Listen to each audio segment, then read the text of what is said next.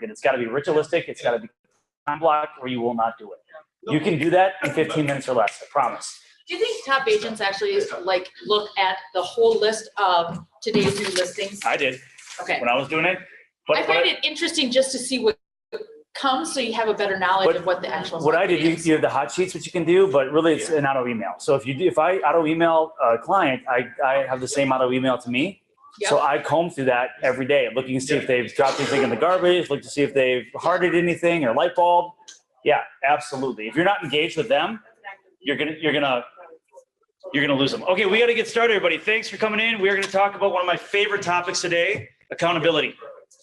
Accountability. And Tam's on the phone, of course he is. Tam, there's a Perfect Yeah. start to accountability. Yeah. There we go.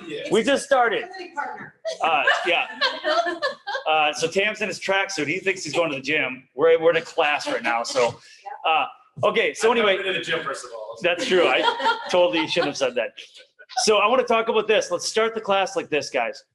Why do most people get into real estate? What's the top couple cited reasons? Be their own boss. Flexibility. Those two right there. Okay, those are the two I'm looking for. Let me tell you what you hear in that. Why do I want to be my own boss? I want to work for myself because I'm struggling working for other people. I want flexibility. I'm struggling to keep on a time schedule. Okay. What are some of the most accountability-driven careers out there in the industry? Not in real estate, but just in the workplace right now. Think about this. Small business. Small business. Well, You're okay. your own boss. You are. have to be accountable. You have to be, but not everybody is. Businesses fail. If you're going to succeed in a job, which ones have a lot? How about the military? Some accountability there. How about healthcare? You just don't show up for work. I worked for one of the top oral surgeons in the county or the country, and man, every phone call I made, I had to send him an email follow-up. Yeah. High accountability. Okay. How about air traffic control? Yeah. Right? Goodness. Yeah. You want them accountable. In real estate, we have people that say, I don't like the accountability piece. I don't want to feel pressure. I don't want someone telling me what to do. I want to work for myself. I want to do things my way. So what's that? Be in the wrong business. Well, that's the problem. Why is there a 90% failure rate in real estate? Do you think there might be a correlation with the driving force of why they get in and the fact that there's a 90% failure rate? I think that's why when you go to real estate school and they say 75% don't make it past the second year. Yeah. It's they don't understand when they go into it. You're your own business owner and you have to be accountable for your time. And the thing is, it sounds great until you put it in practice. Right, and then in practice, you don't know what you're doing. Correct. So real estate as a whole attracts people that don't like accountability. Have we noticed that when we're trying to deal with people on the other side of a transaction? Right. Now, let's talk about basic starting levels of accountability. Let's talk about what we can control. Accountability is be able to control what we're doing, right? What can we control in this industry?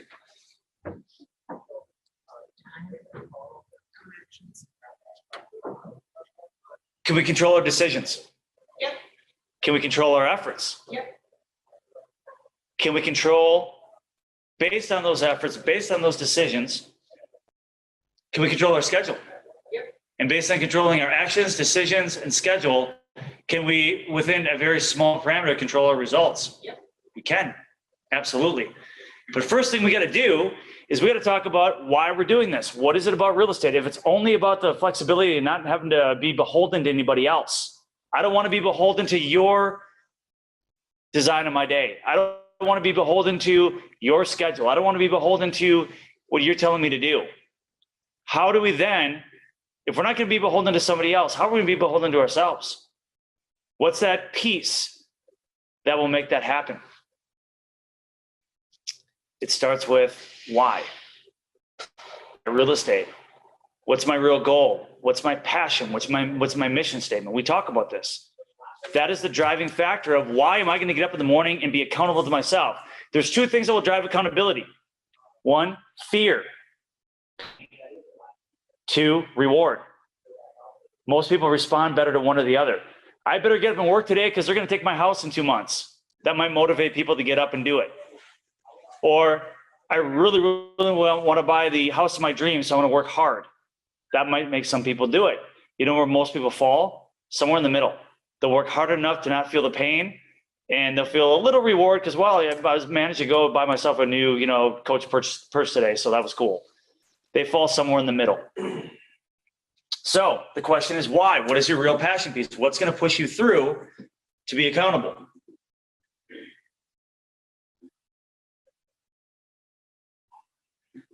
One second. So let's talk about being in integrity with yourself. Personal integrity, I think, and accountability go hand in hand. If you tell yourself every day, I'm going to get up and I'm going to do these things with real estate. I'm going to get up, or it doesn't even have to be real estate. I'm going to clean my house every Sunday. But every Sunday, the laundry keeps piling up more and more. I'm going to get up, I'm going to make my phone calls and call my sphere. I'm going to reach back to my leads, and you don't do it. Are you in integrity with yourself? Are you learning to trust yourself? Can you trust yourself that you're going to do the things you say you're going to do? Having accountability doesn't mean just having trust with other people. It means, do you trust yourself?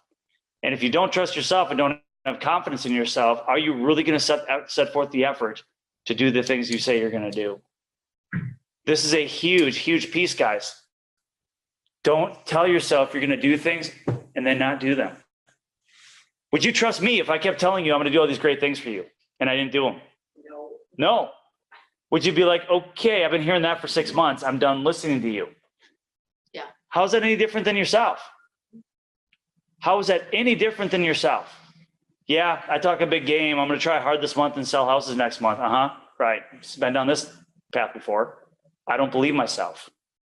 Does that build confidence to get up in the morning and do the things you're supposed to do? Are you actually going to control your actions, your decisions, your schedule, and then your results if you don't believe in yourself?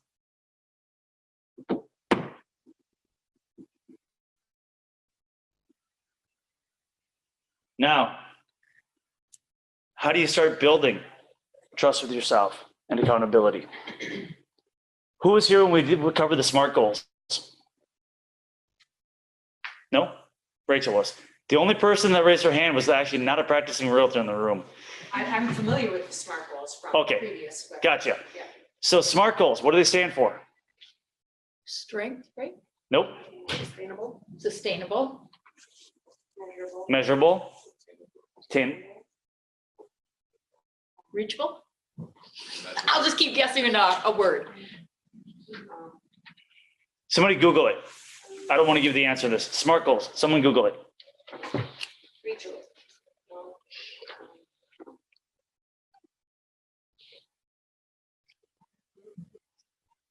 Tell me when you got it. SMART goals. SMART goals. Relevant. What's the last one? Time limited. So let's talk about this. SMART goals. First one is what? S? Sustainable. Sustainable. Can my goal be sustainable? Do I work, 8 hours, 9 hours a day today, but I'm going to fizzle out in 2 days? Is it a sustainable goal? Measurable. Let's talk about measurable. If I told you right now, Scott, you need to lose some weight. Go lose some weight, buddy.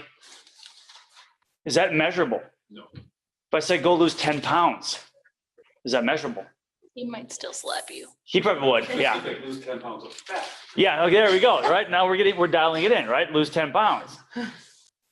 Now, that doesn't mean go sit in the sauna until you lose 10 pounds of water weight, but yes. So 10 pounds, it's measurable. Now, is it attainable? Did I say go lose 50? No, I said 10. It's measurable, it's obtainable, you can actually do it. Relevant. Why is it relevant? Is the goal relevant to what you're trying to do? Go catch the world's biggest muskie is probably not relevant for your career, right? So make sure the goal is relevant. T, time sensitive. If I said lose 10 pounds, is it specific? Is it measurable? Yes. But if I don't put time sensitivity on it, that could be a never ending goal. Lose 10 pounds in what, 5 years, 12 years? After death? That'd be easy. So that's obtainable. That's attainable. So lose 10 pounds of fat in a month. Very specific, measurable. I don't know about attainable. It depends how hard you work. But a month ain't very long. But, right, 10 pounds in a time period, and it's relevant because this or that. That is how you start building trust with yourself, is start labeling out your goals like that. And then guess what you got to do? It's got to be obtainable. So if you tell yourself you're going to make 100 calls a day and you know you're not gonna, you're going to fall out of integrity with that goal very quickly. And you're going to learn to not trust what you say. You don't want to do that, because that will not build confidence. Would you all agree we need some level of confidence to do this job well? So then how does that play in the part when we sit down with whomever and I say, okay, I want to sell 25 houses, and you say, or as a coach would say, that's too small. Right. Make that goal 40. What it is you'd have to be able to say, I want to do 25 because I believe to get to 25, these are the activities needed. And then me or somebody else would say, okay, the activities you're describing, half of them are not necessary, or if you focus your time differently, you'd have a better result. So they might help you restructure it. But really what you're trying to do is to make it obtainable, is to make it that you can do it comfortably. So if 25 meant knocking on 100 doors, or, calling 5 people a day in your sphere, I'd say we can probably do 40 by doing 5 a day in your sphere. So we might restructure it. The goal is the same, but how it becomes attainable changes. Okay. Also, and we just touched on this, make sure that your goals are fluid. Because if you set out to do something and you either, don't like what you're doing, or maybe you're finding out that, man, if I work a little harder in this area, I do even better, make it fluid, make it changeable, as long as you're going to a higher level with it, not a lower. Oh, I just don't really want to work that hard. I wanted to do 25, now I'm fine doing 15. Don't do that. So like if you're not a door knocker, Right. a door knock. Then change it. Yeah. Doesn't mean you're failing. It means that you're recognizing that you got to be fluid.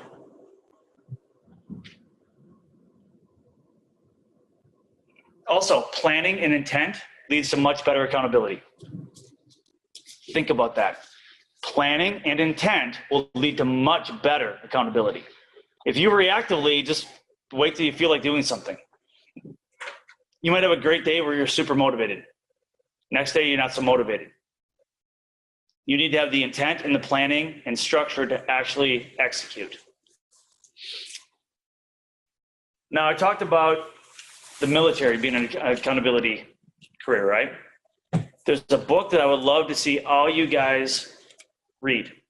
It's called Extreme Ownership.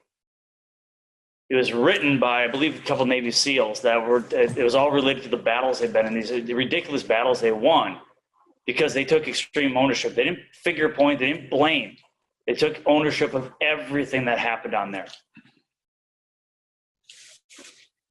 And that's another big piece. I hear so much of this. The other agent this, my buyer that, my seller this. The market this. The market this. I'm going to tell you right now, guys, the blame doesn't need to be spread. You got to not stop looking external for reasons and look internal.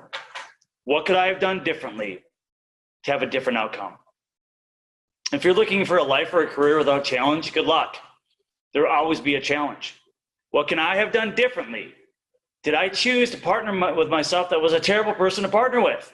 Did I take this buyer I shouldn't have?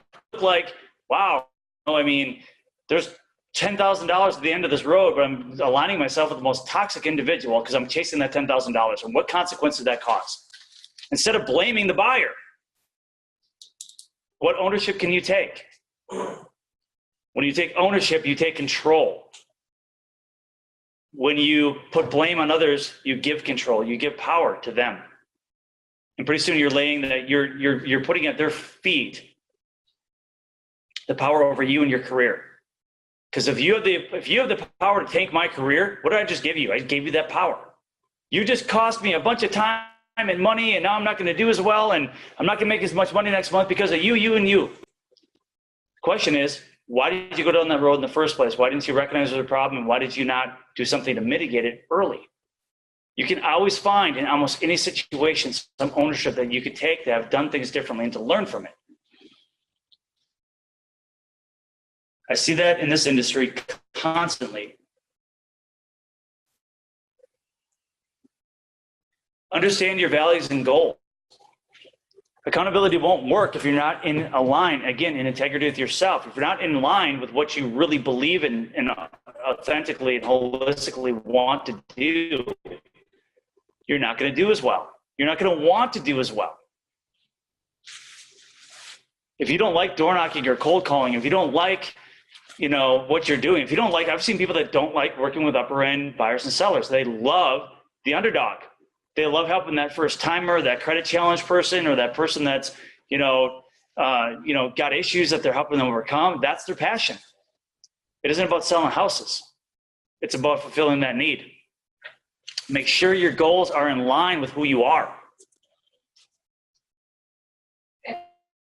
Though, have to be careful because we sometimes say we don't like something before we've tried it. True. That's a very common human reaction is, I don't like to knock on doors. Well, have you tried? And certainly the first time is tough, the third time's tough.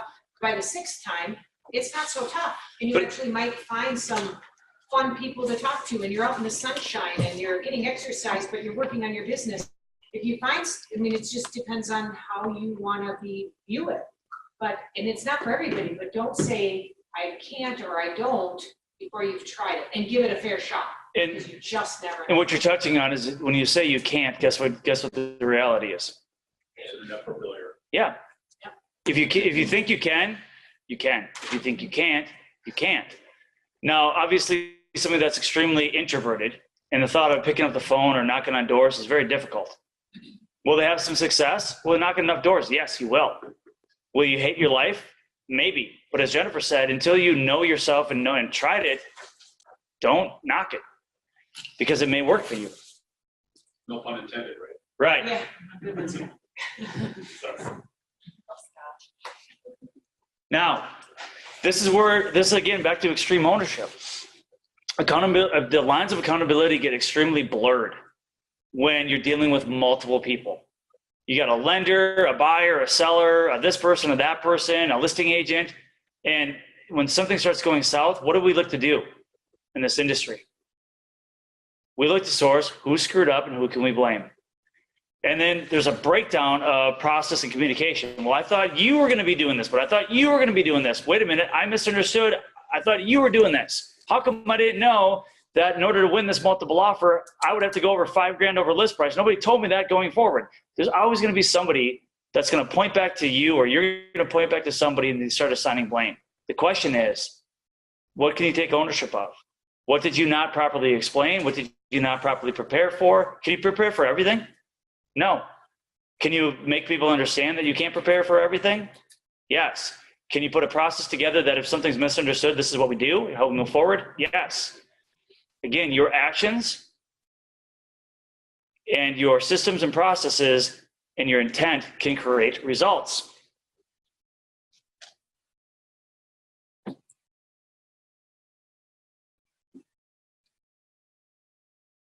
Now, to be accountable, to truly be accountable, you're going to have to do something that's hard. You're going to have to give up certain mindsets and beliefs. You will have to abandon those to be accountable and to be successful, quite honestly. The belief that I can't get up at 4 a.m. Right, exactly. Or the belief that, you can't work with these certain kind of people, or the belief that you don't want to do this or that. You'll have to abandon beliefs, sometimes core beliefs, not values, mind you. That's different. But you will have to abandon some beliefs in order to be truly accountable. Because to take ownership of things, take ownerships of relationship breakdowns, take ownership of problems in your career, to take ownership of that, you've got to stop believing that it's other people. That's a belief most people have. It's your fault. They may have played a part in it. This is your rodeo. You own this space, no one else. Nobody else can touch it unless you allow it.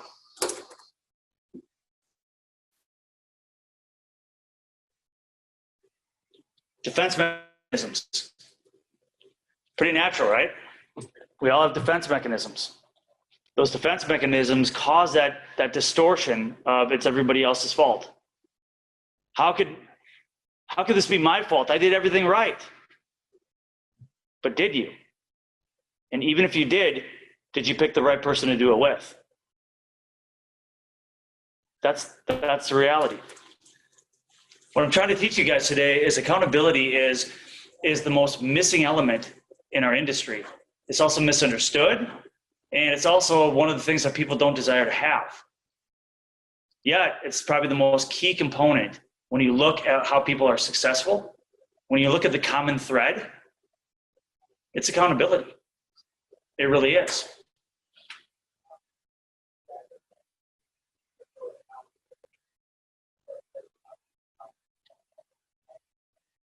Now, accountability is only going to be as strong as your weakest link.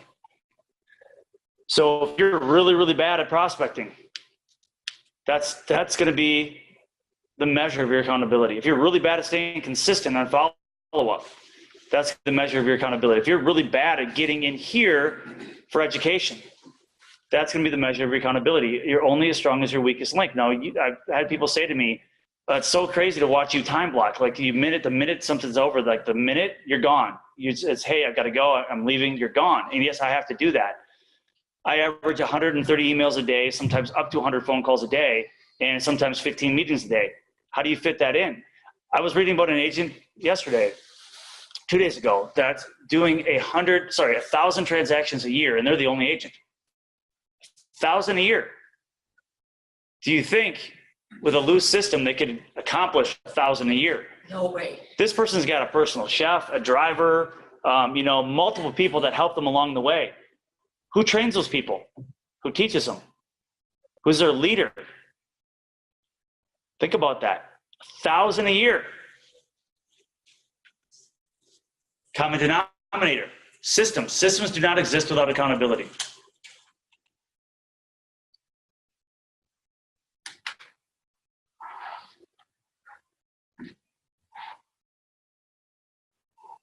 One second. Now, to increase your effectiveness with accountability and to make sure that you have the results that you want, you have to make sure your mission is clear. You have to make sure that you are clear on what you're trying to do, laser focused. We have a very big problem in our industry today. It's called the squirrel problem, the shiny object syndrome. And why isn't every agent has ADHD? Well, that's kind of because of the squirrel problem, really. It's the environment of it. High some days, my squirrel's going so fast. It's a contact high because Manning's around a lot. That's what happens.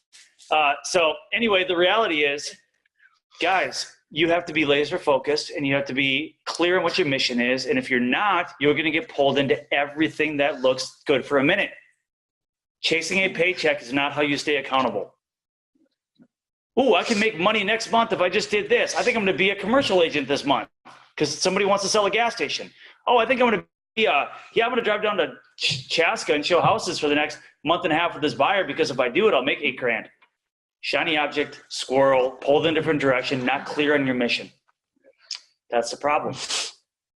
Your only money-making activities in real estate are what? We've talked about this a million times. Lead generation, lead follow-up, lead conversion. That's all it is. And you have to stay accountable to those pieces.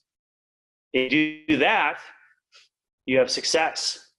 If you don't, you struggle with failure. You will fail even on the path to success. But the question is, are you failing upwards? Meaning, I just tripped on the step. I'm going to try it again. I just tripped on the same step. I'm going to try it again. I tripped on the same step. You know what? Figure out that step and trip on the next one.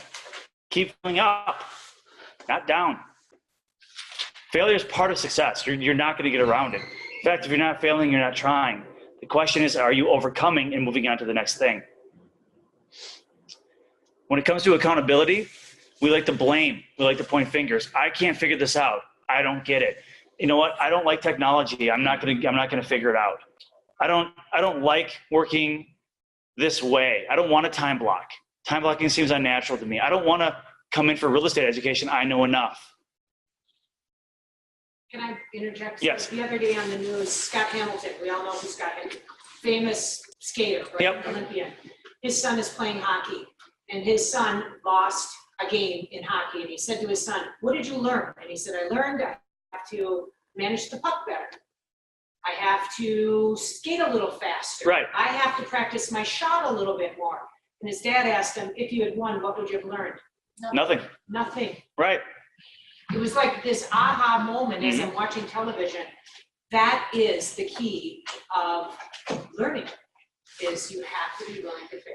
If you don't fail, you're not trying. Yep. You're not in the right positions. If it's too easy and you're not failing, you're not pushing yourself. You have to be able to fail. The question is, are you failing forward? What he just did is he learned something. You know what he'll do? He'll adjust, right? So your goals have to be fluid, adjustable. But if you're not accountable to yourself, if you fall out of integrity with yourself, you know what he's going to do? Yeah, I should probably work on my skating, but nah, I'm not going to do it. Is he going to trust himself after doing that? No. You have to trust yourself. You have to be within integrity with yourself, or you will not be accountable. If you're not beholden to yourself, who are you beholden to? No one. Anybody have any comments before we wrap up?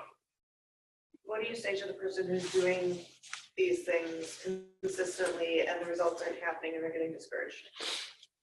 I'm going to guess this is somebody within our network here, okay? And you can talk to Colleen right there. She's right here.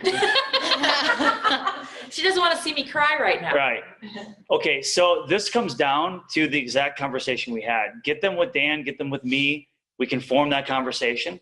But I've had a lot of people, I'll be honest, I've had a lot of grown people in tears in here with this conversation. They don't want to take a look within and start taking that ownership. Have them read that book. Extreme Ownership it's a good book. It really is. And when they start figuring out that it's not everybody else's fault and the universe truly isn't against them, and maybe it's a mental distortion on their part to think negatively all the time. When they start figuring out that they have control, there's power in that. Wait, I could have just avoided that situation had I not went after the shiny object, and had I actually been integrated with myself and trusted myself to do the things I was supposed to do, I would have had a different result. What I'm witnessing is this person is doing the right things consistently, Mhm. but the results aren't happening yet. Okay, so we will talk about that, but then they're not doing the right things. They might be doing the right motions, but there's a breakdown in the way they're communicating, a breakdown in the way they're presenting. There's a key figure there, and I've seen people do it too. I mean, I made my 100 phone calls and I got no results. Tam walks into the restaurant and gets 3 listings. Well, that's the horseshoe. Okay, he's got the horseshoe effect, but that's my point, is he knows himself and where he's strong.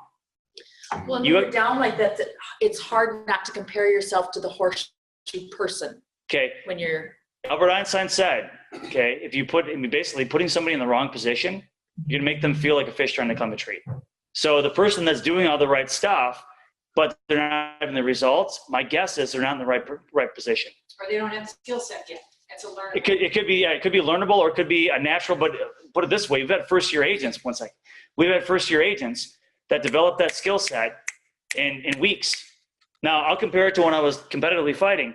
I'd walk into the gym, and there'd be a new guy that would start, and he'd have 0 talent, 0. Like, we'd look at him and go, this is not going to be pretty. And that person would stick there for 3, 4, 5 years, and pretty soon they got belts all over them. And it was their work ethic. They didn't have talent, but they had work ethic, okay? Next person comes in, and from day one, you're like this guy's got something special. But their work ethic wasn't that great. And you see the 2 different paths. And you see the person with the work ethic, most of the time, was really the one that had the better career. So yes, to Jennifer's point, sometimes it's learnable. Sometimes it's unnatural. If it's unnatural and just not where they should be, recognize it and move them. If it's something that they're getting better at, like you're seeing them progress, then you can keep them there. That's what it comes down to. But you have to be, again, SMART goals, right? Obtainable and relevant. If the goal is not attainable because you're in the wrong position, you're that fish trying to climb a tree, it's not obtainable, it's not relevant because it's not your skill set. You got to be fluid enough to change your goals and figure out a different pathway. There's a million pathways to success in this business. Look at Sean Hansen. Sean Hansen is a master of his sphere. Yeah. Right? He's got a golden horseshoe family. Do you think you put him and Casey on leads together, that Sean's going to stand a chance? Casey's going to kill him. Learnable, can Sean learn to do leads? He'll have some success. Will he ever be Casey? No, it's not him. You have to figure out what your most natural and authentic skill set is and be laser focused there. Unless you're Jen, because she can do anything. So, All very marginal. the Jill of all trades over here. Anything else to add to that, people? I was gonna say when about 2012, I was trying to take my real estate career seriously. I mean, I've had some circumstances, and I thought I needed to be on Rotary, and I thought I needed to be on Chamber of Commerce, and I thought I needed to be on sports boards. And you can always see right through me, and it wasn't the right fit. And now I'm at a different point in my life, and I'm like, what do I enjoy doing? And I'm joining organizations now where I'll gain leads that reflect who I am versus where I thought I should be or who I thought I Correct. should be in order to gain leads.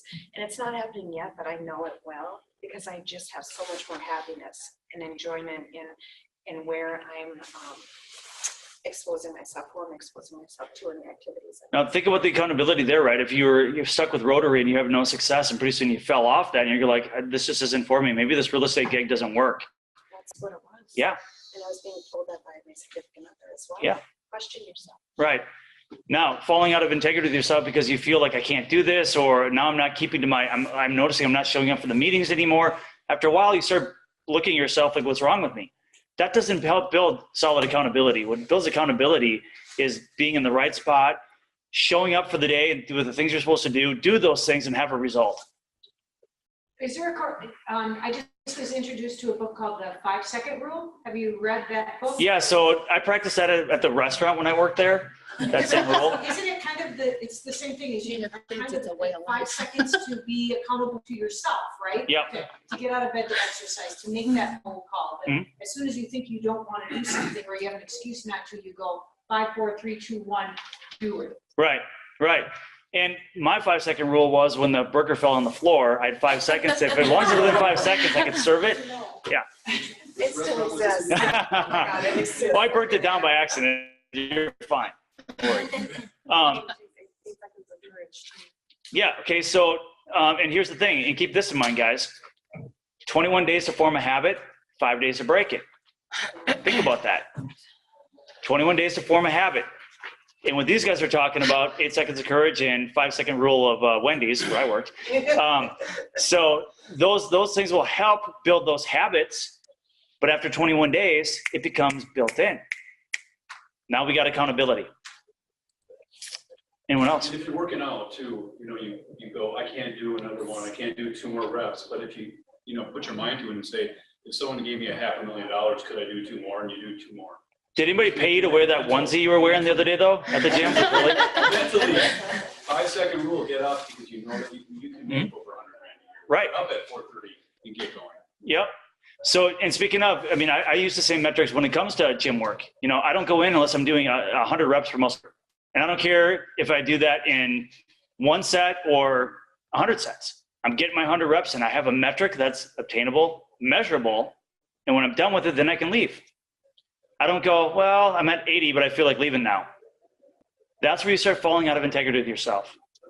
And same with title, right? I mean, we're going to do X amount of rounds, we're going to do X amount of minutes, and it's a structured program. We're not quitting early. We're going through this. That's how you start to trust yourself. And I got a guy coach that goes to Orange Theory. And he's like, I hate you. Why are you making me go here? I'm like, because you need to get that discipline and structure in your life. And that helped him, right? But when he first went there, he was a miserable human. Now he can't imagine not going. What's Orange Theory? I thought it was a smoothie place at first. I literally walked in there like, oh, what do they got? Oh, shoot, this is a gym. I looked at the sign. I'm like, this doesn't make any sense. That's how they get you. Yeah, Orange Theory is it's a gym is what it is. A structured by appointment gym. It's pretty cool. Based on heart rate. Yep, that's the Orange Theory. Like if you're in the orange zone, that's where they're trying to keep you. Even though I think they're with me, I'd be in the purple zone of like, I'm going to get the defibrillator because the way they push you through that, it's pretty good.